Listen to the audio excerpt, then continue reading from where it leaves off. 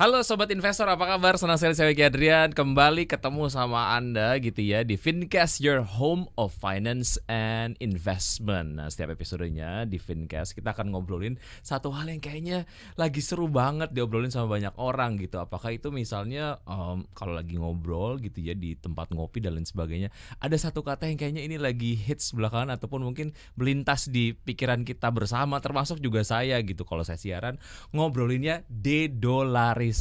Nah, kalau ngomongin soal dedolarisasi, sebetulnya apa ini? Terus juga apa sih urgensinya? Kenapa banyak banget negara nampaknya dalam tanda kutip melakukan upaya-upaya untuk mengurangi penggunaan dolar Amerika Serikat dalam hal misalnya melakukan hubungan dagang dengan mitra dagang, apakah itu secara bilateral ataupun multilateral. Nah, untuk membawa kebingungan-kebingungan saya ini, saya akan ngobrol tentu saja dengan Pak Peter Abdullah. Beliau adalah senior ekonomis dan juga direktur eksekutif Segara Institute. Apa kabar Pak Peter? Alhamdulillah, kabar baik nih. Baik, alhamdulillah, terima kasih sudah hadir di Fincast walaupun sibuk gitu ya. Biasanya kalau saya ketemu sama Pak Peter itu saya bawa banyak kebingungan-kebingungan, dan kalau udah selesai ngobrol sama Pak Peter biasanya agak tercerahkan. Oke, Pak Peter, ngomongin soal dedolarisasi sampai belibet nih.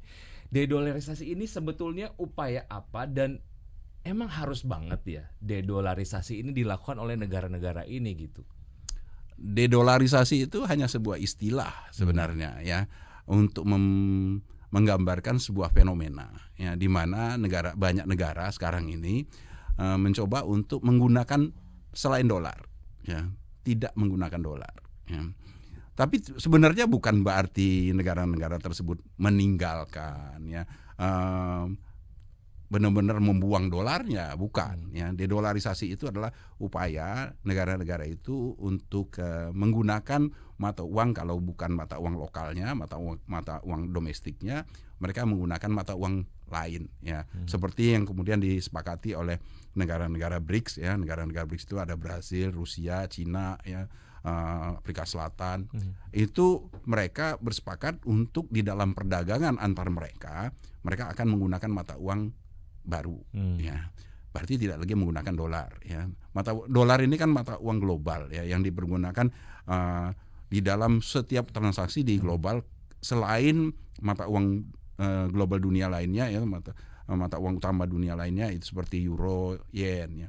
Yang utama adalah dolar ya. Dolar itu dipergunakan sekitar 58% di dalam transaksi global ya. Dan juga di dalam negara-negara itu menyimpan kekayaan cadangan devisa mereka. Okay. Ya.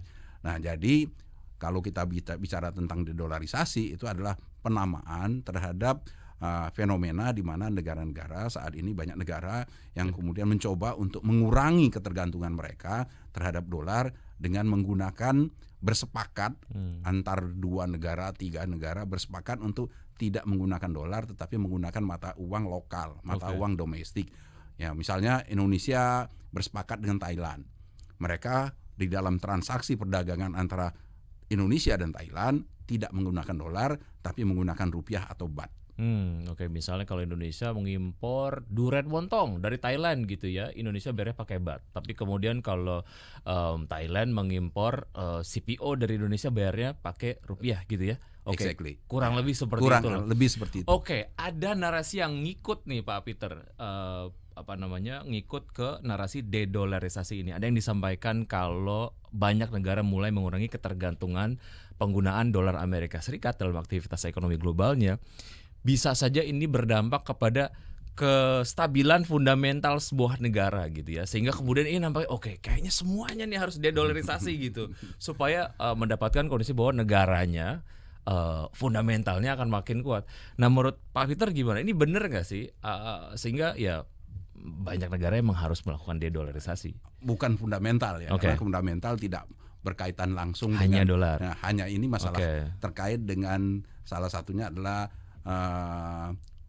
volatility dari atau kerentanan dari mata uang domestiknya ya. Misalnya Indonesia ya. Kita tahu Indonesia ini kan gejolak mata uangnya kan tinggi ya. Dengan sangat cepat berubah naik turun ya terhadap dolarnya. Nah, itu kan disebabkan oleh apa? Naik turun volatility ya. Oleh ketergantungan terhadap dolarnya. Jadi ketika dolarnya itu dibutuhkan begitu banyak, ya dolarnya naik kan harganya, ya rupiahnya turun. Ya demikian juga sebaliknya. Nah, ketergantungan terhadap dolar ini dikurangi ya dengan mengurangi kebutuhan terhadap dolarnya, penggunaan dolarnya, sehingga dengan demikian mata uang rupiahnya itu lebih stabil. Oke, artinya itu adalah salah satu manfaat dari upaya dedolarisasi begitu ya. Ada manfaat lain nggak sih yang lebih signifikan Pak Peter sehingga ya seperti yang tadi disampaikan memang ada dilakukan effort nih untuk melakukan dedolarisasi? Ya, dampak lain kan bentuknya ini kan mereka adalah kesepakatan di dalam perdagangan ya. Karena kita tidak perlu menggunakan dolar, maka diharapkan perdagangan kita ya dengan misalnya kita sepakat dengan Thailand, perdagangan kita dengan Thailand karena kita hanya tidak perlu menggunakan dolar, kita hanya bisa menggunakan baht atau rupiah, maka perdagangan kedua negara itu diharapkan menjadi lebih lancar ya, lebih tumbuh lebih cepat. Baik, oke. Dengan narasi ini yang kemudian digaungkan oleh banyak banget negara, apakah itu secara bilateral ataupun multilateral, tadi ada BRICS segala. Saya kalau jadi Amerika patut deg-degan nggak sih Pak Peter? Ya sebenarnya kalau sepanjang ya hal ini hanya sampai di situ saja, dolar ya tidak perlu, Amerika tidak perlu khawatir ya. Yang dikhawatirkan adalah kalau seandainya upaya ini berkelanjutan, ya, menyebar, ya, karena kalau misalnya kesepakatan kita itu hanya antar dua negara yang melibatkan sedikit negara, maka penggunaan dolar itu akan tetap masih tinggi. Karena contoh gini aja sederhananya, kalau kita melakukan ekspor impor ya, dengan Thailand, eksportir kita belum tentu mau terima baht. Kenapa? Karena kebutuhan dia, kan eksportir itu seringkali juga impor kan. Dia misalnya impornya dari Amerika. Pada waktu dia impor dari Amerika, dia butuhnya dolar. Artinya pada waktu dia ekspor ke Thailand, dia akan minta, walaupun kesepakatan sudah ada, tapi dia akan minta kepada partner dia, ya, buyer dia di Thailand, aku nggak mau baht, karena aku butuhnya dolar. Jadi dia tetap akan meminta kepada partnernya di Thailand untuk menggunakan dolar. Berarti artinya baht. Bukan hanya antar bank sentral saja yang kemudian melakukan persetujuan terkait dengan LCS, tapi juga B2B-nya juga gitu ya? B2B-nya juga, dan itu akan sangat berkaitan dengan global supply chain-nya dia. Ya. Jadi kalau kesepakatan ini masih di dalam lingkup yang terbatas, maka kesepakatan itu belum akan fully ya bisa dimanfaatkan oleh para eksportir importir kita. Ya. Karena pada ujungnya mereka pasti akan berhitung pada pemanfaatan dolarnya. Ya. Jadi kalau saya jual, saya ekspor, saya dapatnya baht, it's okay kalau saya memang tidak ada kebutuhan dolarnya. Ya. Impor saya tidak membutuhkan dolar. Tapi kalau impor saya membutuhkan dolar, saya tentunya akan meminta dolar. Dengan insight tadi yang disampaikan oleh Pak Peter, saya memposisikan diri saya sebagai Indonesia sebagai negara berkembang, perlu ada langkah antisipasi nggak sih terkait dengan narasi dedolarisasi ini? Karena tadi sebelum Fincast mulai tadi Pak Peter sempat sampaikan bahwa sebetulnya kalau ini terus berlanjut dan jadi sebuah narasi yang kayaknya tsunami gitu ya, ini akan membuat Amerika rugi dan juga akan membuat semua negara rugi. Nah, mungkin Pak Peter boleh ceritain poin itu lagi Pak Peter. Ya, ini makanya saya mengatakan ini baru fenomena di mana negara-negara itu berupaya mengurangi, ya, belum benar-benar meninggalkan membuang dolar mereka. Ya. Jadi mengurangi ketergantungan, walaupun mereka pada akhirnya tetap sebagian tetap masih menggunakan dolar. Ya. Kenapa hal itu saya sampaikan? Karena kalau seandainya dilakukan secara tiba-tiba, ya, secara secara bersamaan semua negara kemudian benar-benar membuang, ya, bukan meninggalkan lagi, tidak mengurangi, benar-benar membuang dolarnya, itu bahaya sekali. Karena bahayanya begini, ya. Amerika itu adalah tanda kutip tiang utama di dalam perekonomian global. Ya. Kalau tiang utamanya ini tanpa persiapan kemudian kita rubuhkan, ya, ini atapnya itu akan nimpa kita semua. Ya. Hmm. Jadi bangkrutnya Amerika itu akan menyebabkan bangkrutnya perekonomian global dan akan berdampak negatif pada semua negara. Ya, jadi makanya walaupun hegemoni ya atau ketidakkeseimbangan di dalam perekonomian itu begitu besar, di mana dominannya Amerika itu terjadi dan sebenarnya tidak disukai banyak orang, tetapi itu kan dipertahankan sampai sejauh ini. Karena memang ada kepentingan di situ dan perlu peran itu gitu ya. Ada perlu masih dibutuhkan peran itu. Nah, contohnya misalnya begini, Amerika itu penghutang terbesar di dunia, ya. Dan hutang-hutangnya mereka itu, surat hutangnya dibeli oleh negara-negara, terutama negara-negara yang surplus seperti ini disebutnya namanya global imbalances, dibeli oleh negara-negara yang surplus seperti Jepang, Cina, Korea Selatan, di Asia Timur, kemudian negara-negara Arab. Ya. Mereka itu kan surplus yang ditandai oleh jumlah cadangan devisa mereka yang sangat besar. Ya, kita tahu kan cadangan devisanya Cina misalnya itu $1 triliun ya lebih. Ya. Dan mayoritas itu sekitar 60% cadangan devisa itu dalam bentuknya adalah surat utangnya pemerintah Amerika. Nah, kalau dolar itu kita buang, kita dump, kita abaikan, ya, nilai dari dolar itu akan jatuh. Ya. Kalau nilai dolar itu jatuh, maka nilai surat utangnya juga jatuh.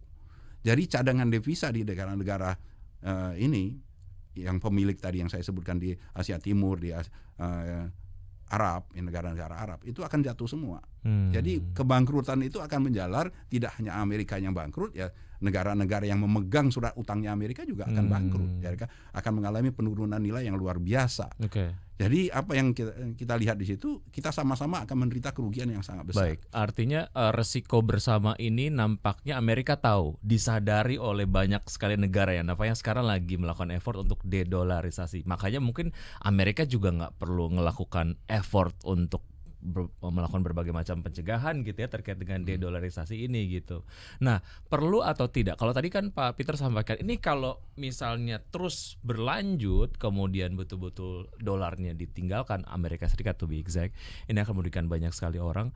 Artinya perlu ada kesepakatan secara kolektif nggak dari negara-negara di luar Amerika Serikat, kalaupun mau melakukan dedolarisasi itu batasannya sampai sini loh. Karena kita masih perlu dolar Amerika Serikat dan lain sebagainya. Gimana tuh Pak? Nggak perlu kesepakatan. Nggak perlu, karena mereka sebenarnya sudah sangat memahami kondisi global imbalances ini, mereka pahami sekali. Semua ekonom, terutama yang pengelola negara ya ngerti sekali kondisi disequilibriumnya perekonomian global, sangat paham. Jadi kalau kita ingin melakukan perubahan struktur perekonomian global, itu ancang-ancangnya harus jauh ya. Jadi sudah ada penggantinya dulu ya. Oh, artinya kalau tadi kan Amerika menjadi salah satu gurunya. Ya. Kalau belum ada penggantinya, susah, dan itu harus dilakukan pemindahannya itu secara sangat bertahap. Contohnya misalnya negara-negara yang saya sebutkan tadi di Asia Timur, di negara-negara Arab, secara perlahan harus mengurangi cadangan devisanya dulu ya. Secara perlahan-lahan mereka mengurangi surat-surat utang atau aset-aset dolar mereka, sehingga kalau seandainya pada waktunya kita akan melakukan perubahan struktur di dalam perekonomian global, mereka sudah siap, tidak terjadi shock yang begitu berat. Gitu. Oke ya, artinya ini memang menjadi satu hal yang diwajari atau disikapi secara wajar aja gitu ya oleh Amerika Serikat gitu. Ya, saya kira semua mensikapi dedolarisasi ini sebenarnya dalam konteks yang sangat wajar saja.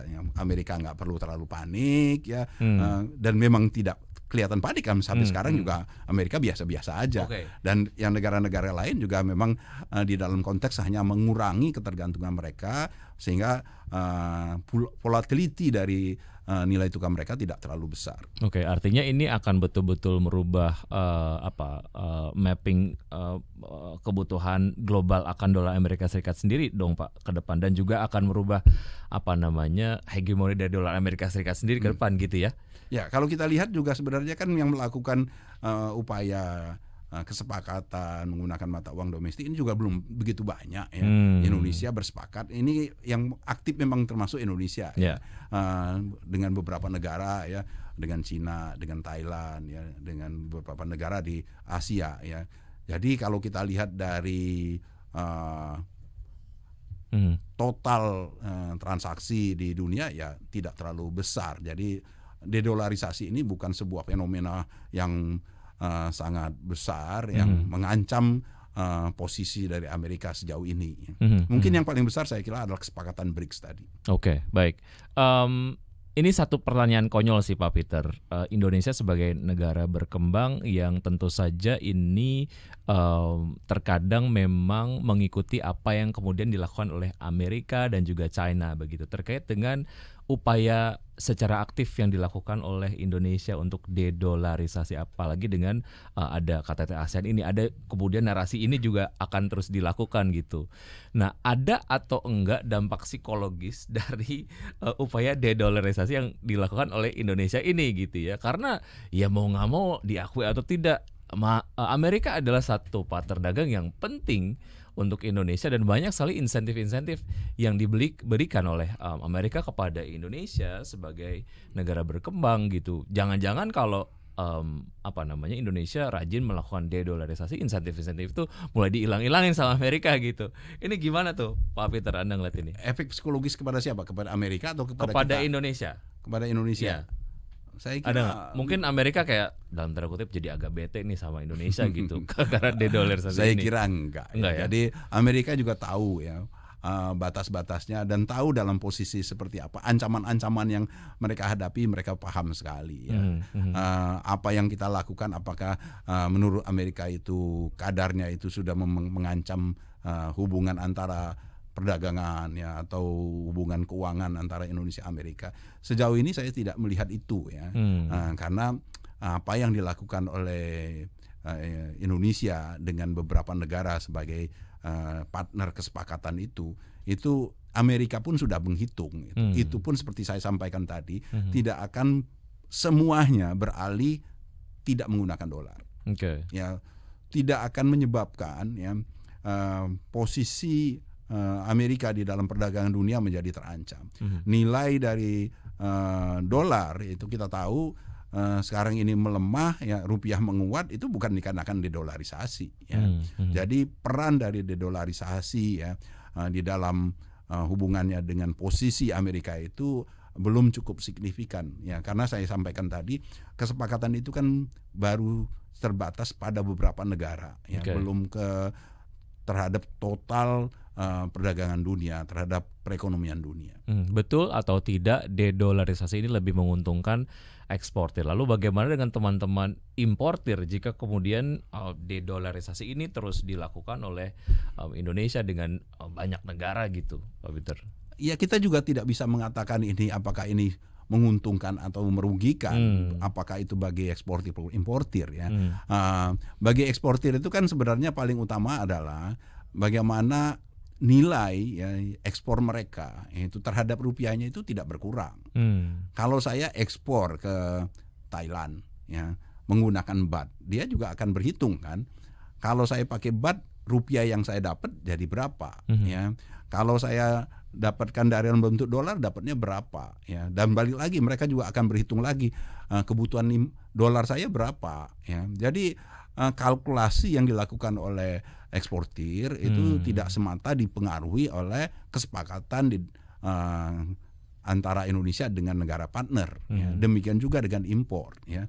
Makanya saya belum bisa mengatakan bahwasanya dedolarisasi ini, kalau kita menggunakan terminologi itu akan berdampak positif negatif kepada eksportir importir. Yang jelas ini memberikan kemudahan karena mereka memiliki alternatif pilihan, ada opsi lain untuk mata uang yang digunakan. Jika ya, misalnya, ini yang diharapkan memperlancar arus perdagangan baik itu ekspor maupun impor. Oke, ini juga terkait dengan kebutuhan dolar Amerika Serikat sendiri di dalam negeri, apakah itu kebutuhan untuk membayar utang negara ataupun mungkin membiayai ekspor impor gitu ya.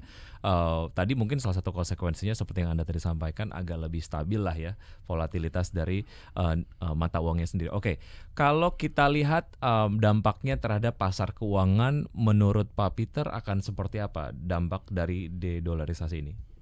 Ya, karena ini lebih dipergunakan di dalam konteks perdagangan, ekspor impor ya. Saya belum melihat dampaknya terhadap pasar keuangan secara langsung dari kesepakatan itu. Tetapi dampak tidak langsungnya adalah dengan adanya kesepakatan itu ya diharapkan ketergantungan terhadap dolar menjadi lebih rendah sehingga nilai tukar rupiah menjadi lebih stabil dan ini diharapkan akan memberikan iklim yang kondusif terhadap pasar keuangan. Karena salah satu faktor yang dipertimbangkan di dalam putusan investasi terutama oleh investasi asing ya, modal asing yang masuk itu adalah pergerakan nilai tukar.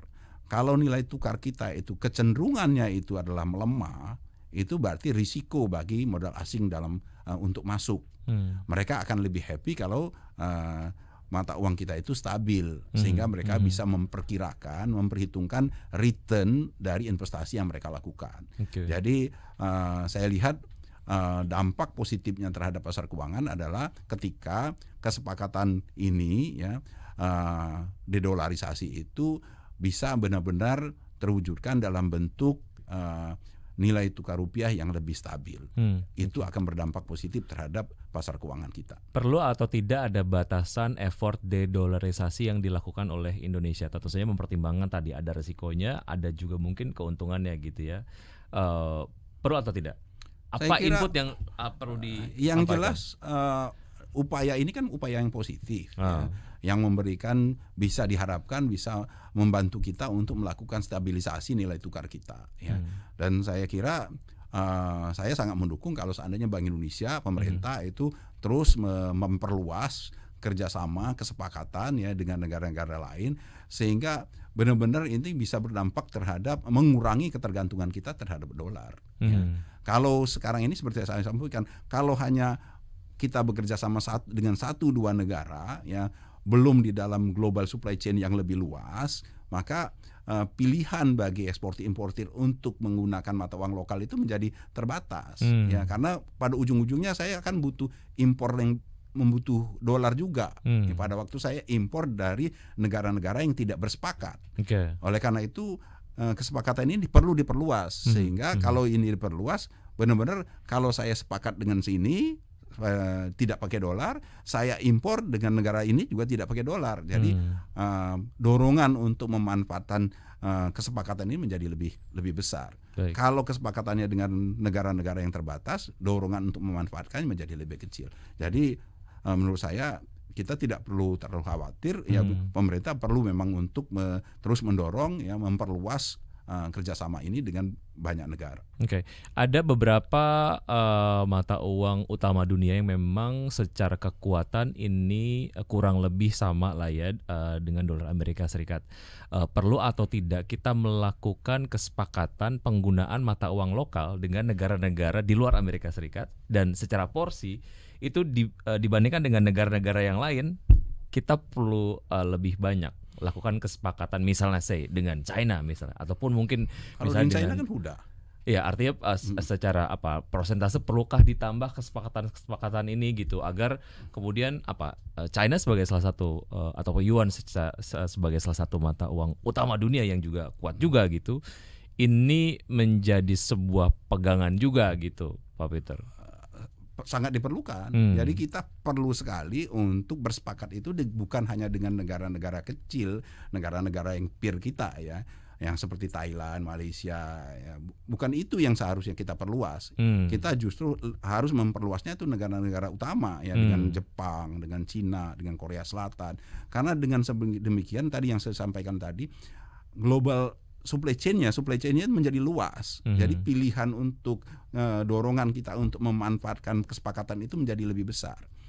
Akan lebih bagus lagi kalau kita bisa bersepakat dengan Eropa misalnya. Cuman sekali lagi Eropa juga kalau kita ajak bersepakat pasti dia berhitung juga kan untung ruginya kalau mereka bersepakat dengan kita misalnya kita menggunakan hanya euro dan rupiah misalnya. Itu pasti mereka akan berhitung juga ya. Jadi semakin luas ya, dan semakin posisi dari negara yang kita ajak bersepakat itu semakin kuat di dalam percaturan perdagangan dunia makin baik ya. Baik, terkait dengan momentum keketuaan Indonesia di KTT ASEAN tahun ini, sejauh mana ini juga mungkin bisa dimanfaatkan menjadi sebuah momen untuk lakukan effort-effort de-dollarisasi ataupun mungkin upaya-upaya penggunaan mata uang lokal, at least di regional ASEAN sendiri, Pak Peter? Ya, saya kira itu juga sebuah langkah yang perlu ditempuh ya. Makanya saya sampaikan tadi, kita perlu memperluas supply chain-nya ya, agar supaya tadi dorongan mereka untuk memanfaatkan kesepakatan itu menjadi luas. Misalnya kita bersepakat dengan Myanmar, kita bersepakat dengan Kamboja, sehingga global supply chain ya, yang ada di ASEAN itu benar-benar semuanya sudah bersepakat hal yang sama, menggunakan mata uang lokal. Ya, sehingga ekspor impor yang dilakukan within di dalam ASEAN itu bisa menggunakan keseluruhannya, bisa menggunakan mata uang lokal ya. Dan ini akan menjadi menarik ketika memang volume perdagangan di dalam ASEAN itu sendiri memang sangat besar. Apalagi kalau kita kemudian kaitkan dengan misalnya ASEAN Plus 3 ya, ASEAN Plus 3 itu kan ASEAN Plus dengan Jepang, dengan Korea, dengan Cina, itu kita masukkan. Ini benar-benar akan, karena volume perdagangan kita kan terbesarnya kan dengan Cina ya, dengan Jepang ya, dengan Korea Selatan ya, baru dengan Amerika ataupun dengan Eropa. Kalau sebagian besar dari perdagangan kita itu memang sudah tercover di dalam kesepakatan kerjasama tidak menggunakan dolar atau bisa menggunakan mata uang lokal, itu akan menjadi sangat baik. Oke. Perlu atau tidak mengingat resiko tadi, perlu atau tidak sebuah negara membatasi upaya de-dollarisasi mereka ke depan? Sepanjang mereka tidak membuang dolar mereka ya. Mereka kan sebenarnya kan kesepakatan ini hanya adalah kalau kita berdagang, kita pasti menggunakan uang kita. Tetapi kan kekayaan kita yang dalam bentuk dolar kan nggak kita buang. Betul. Sepanjang itu masih kita lakukan ya, saya kira risiko yang saya sebutkan tadi terhadap gejolak pasar keuangan global, jatuhnya nilai tukar dolar, kemudian membuat bangkrutnya Amerika, itu tidak akan terjadi. Karena ini kan kita hanya melakukan ke depannya menggunakan mata uang lokal untuk transaksi ke depan ya, tanpa kita harus menyakiti dolarnya sendiri. Betul menyakiti sekali. Amerikanya sendiri. Gimana caranya ikannya tetap dapat tapi airnya nggak keruh gitu ya, kurang lebih kayak gitu ya. Oke, sekarang saya sudah lebih tercerahkan mengenai berbagai macam kebingungan saya mengenai de-dollarisasi. Semoga ini juga bisa Anda rasakan ya, sobat investor ya. Dan tentu saja akan ada banyak sekali topik-topik yang kita akan terus bahas di setiap episodenya di Fincast. Pak Peter, terima kasih sudah bergabung bersama kami di Fincast. Ditunggu terus insight-insightnya kalau diundang lagi di Fincast, jangan kapok ya Pak. Siap. Anytime. Selalu sehat selalu Pak Peter. Dan sampai jumpa sobat investor di Fincast berikutnya. Dah.